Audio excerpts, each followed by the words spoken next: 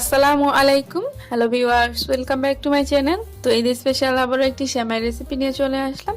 তো ঈদ মানে হচ্ছে সেমাই, সেমাই ছাড়া যেন ঈদ অপূর্ণ। তো সেমাইটাকে যদি এইবার একটু ভিন্নভাবে রান্না করা যায় তাহলে কেমন হয়। তো এই জন্যই আমি আপনাদের জন্য একটা সেমাই ডেজার্ট রেসিপি নিয়ে চলে এসেছি। আশা করছি ভিডিওটি ভালো লাগবে। তো এই ডেজার্ট তৈরি করার জন্য এখানে আমি চিকন লম্বা সেমাই নিয়ে নিয়েছি 100 গ্রামের মতো, মানে হাফ প্যাকেট নিয়েছি, আর এগুলোকে ছোট করে ভেঙে নিয়েছি। তো চুলায় একটি প্যান বসিয়ে দিয়ে দিচ্ছি 1 টেবিল চামচ ঘি। ঘিটাকে গলিয়ে নিয়েছি। এখন এই ঘিয়ের মধ্যে আমি এই সেমাইটাকে দিয়ে সেমাইটাকে খুব ভালো করে ভেজে নিব। তো আপনাদের কাছে যদি ঘি না থাকে সেই ক্ষেত্রে রান্নার রেগুলার তেলটাও দিয়ে দিতে পারে, তবে এতে টেস্ট একটু কম হবে। তো এটাকে এখন আমি খুব ভালো করে ভেজে নিয়েছি। তো এটাকে অবশ্যই ক্রিস্পি করে ভেজে নিতে হবে। তো এখন এর মধ্যে দিয়ে দিচ্ছি আমি 1/4 কাপ কর্নডেক্স মিল্ক। তো এই ডেজার্টটা তৈরি করার জন্য কিন্তু এখানে আপনাকে অবশ্যই কর্নডেক্স মিল্কটা ব্যবহার করতে হবে, না হলে এই ডেজার্টটা ভালো হবে না। তো এই মিল্কটাকে আমি অল্প অল্প করে দিয়ে খুব ভালো করে মিশিয়ে নিচ্ছি।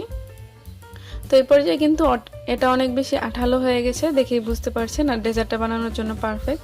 তো এখানে আমি 3টা কাপ নিয়ে নিয়েছি, আর কাপের ওপর দিয়ে দিচ্ছি ছোট টুকরা পলি। আপনারা চাইলে এখানে প্লাস্টিক র্যাপারটাও দিয়ে দিতে পারেন। তো পলিটা দেওয়ার কারণে আমার এটা খুব সহজে উঠে আসবে। এখন এর মধ্যে আমি এই সেমাইগুলোকে দিয়ে দিচ্ছি আর কাপের মতো করে শেপ দিয়ে নিচ্ছি। তো কিভাবে কাজটি করছি দেখেই বুঝতে পারছেন। তো চামচের সাহায্যে আমি সবগুলোকে কাপের শেপ দিয়ে নিচ্ছি। তো কাপের শেপ দিয়ে নেওয়া হয়ে গেছে, এখন এগুলোকে আমি উঠিয়ে নিব। তো পলিটা দেওয়ার কারণে কিন্তু এটা খুব সহজেই উঠে এসেছে। এক এক করে এইভাবে আমি সবগুলোকে উঠিয়ে নিব। তো এখানে আমার মোট 6টা কাপ তৈরি হয়েছে 100 গ্রাম সেমাই থেকে। তো অন্যদিকে আমি একটা বাটিতে নিয়ে নিয়েছি 1/3 কাপ লিকুইড মিল্ক, 1 চা চামচ ময়দা আর 1 চা চামচ কর্নফ্লাওয়ার। এখন এটাকে খুব ভালো করে মিশিয়ে নিচ্ছি। তো এটা দিয়ে আমি একটা ক্রিম তৈরি করব। তো চুলায় একটি প্যান বসিয়ে দিয়ে দিচ্ছি 1 কাপ লিকুইড মিল্ক আর দিয়ে দিচ্ছি 2 টেবিল চামচ চিনি। এখন এটাকে খুব ভালো করে নেড়েচেড়ে আমি বলক উঠিয়ে নেব। তো এই পর্যায়ে বলক চলে এসেছে। এখন এর মধ্যে আমি কর্নফ্লাওয়ার মিশ্রণটাকে দিয়ে দিব। তো কর্নফ্লাওয়ার আর ময়দার মিশ্রণটা দেওয়ার কারণে এটা কিন্তু খুব তাড়াতাড়ি ঘন হয়ে আসবে আর ক্রিমে পরিণত হবে। তো দেখুন এই পর্যায়ে কিন্তু ক্রিমটা পারফেক্ট। তো এর চেয়ে যদি আমি বেশি ঘন করি তাহলে যখন এটা নামিয়ে নিব তখন কিন্তু এটা আরো বেশি শক্ত হয়ে যাবে।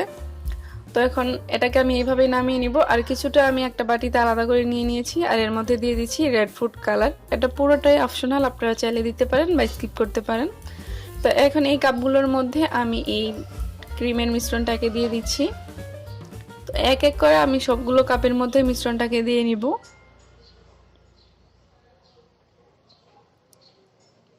তো দেখুন সবগুলো কাপে কিন্তু আমি এই মিশ্রণটাকে দিয়ে নিয়েছি। এখন আমি যে রেড কালারটা আলাদা করে রেখেছিলাম সেটা একটা পলিতে ভরে এইভাবে ডিজাইন করে নিয়েছি। তো এই ডেকোরেশনটা হচ্ছে সম্পূর্ণ আপনার উপর নির্ভর করে, আপনার যেভাবে পছন্দ আপনি সেইভাবেই কিন্তু ডেকোরেশন করে নিতে পারেন। আমার মতো করতে হবে বিষয়টা এমন না। তো দেখুন এটা দেখতে কিন্তু মাশাআল্লাহ অনেক বেশি সুন্দর লাগছে। তো এটা দেখতে যতটা সুন্দর খেতেও কিন্তু অসম্ভব মজার। তো আশা করছি এইবার ঈদে আপনারা অবশ্যই ট্রাই করবেন, আর ট্রাই করলে অবশ্যই কমেন্ট করে জানাবেন। তো এটা কিন্তু ছোট বড় সকলেই অনেক বেশি পছন্দ করবে। তো আশা করছি আমার এইবারের রেসিপিটি ভালো লেগেছে। যদি ভালো লাগে তাকে অবশ্যই একটি লাইক দিবেন, কমেন্ট করতে ভুলবেন না। তো সম্পূর্ণ ভিডিওটি দেখার জন্য ধন্যবাদ সবাইকে। ভালো থাকবেন। আল্লাহ হাফেজ।